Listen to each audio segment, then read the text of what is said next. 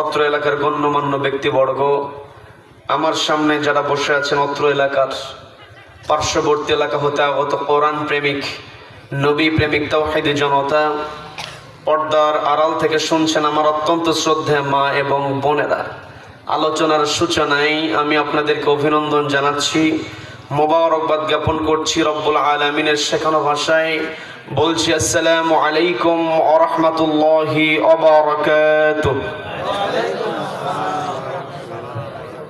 সম্মানিত দিনী ভাইয়েরা, আলোচনায় প্রবেশের পূর্বে আমি একটু জানতে চাচ্ছি আপনারা সকলে কেমন আছেন?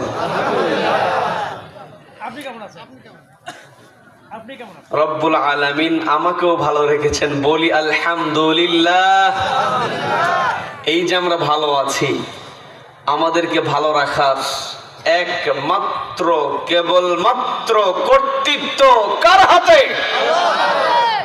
যে রব্বুল আলামিন আমাদেরকে ভালো রেখে সুস্থ রেখে সারাদিনের হাজারো কর্মব্যস্ততার পর যে সময়টাতে ঘরে থাকার কথা, ঠিক সেই সময়টাতে ঘরের আকর্ষণকে প্রত্যাখ্যান করে কোরআনের ভালোবাসায় যে মহান মুনিব আমাদেরকে কোরআনের বাগানে আসার, বসার এবং কোরআনুল কারীম থেকে কিছু কথা বলবার এবং শুনবার মতো তৌফিক দান করেছেন, সেই মহান মুনিবের দরবারে শুকরিয়া আদায় করে আমরা সকলে একযোগে বলে উঠছি আলহামদুলিল্লাহ।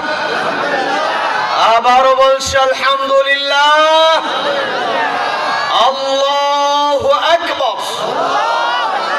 লা ইলাহা ইল্লাল্লাহ। আল্লাহু আকবার। ওয়ালিল্লাহিল হামদ। ওয়ালিল্লাহিল হামদ। আমরা কৃতজ্ঞতা আদায় করলাম কার? জীবনের প্রত্যেকটা ক্ষেত্রে প্রশংসা হবে একজনের, তিনি কে?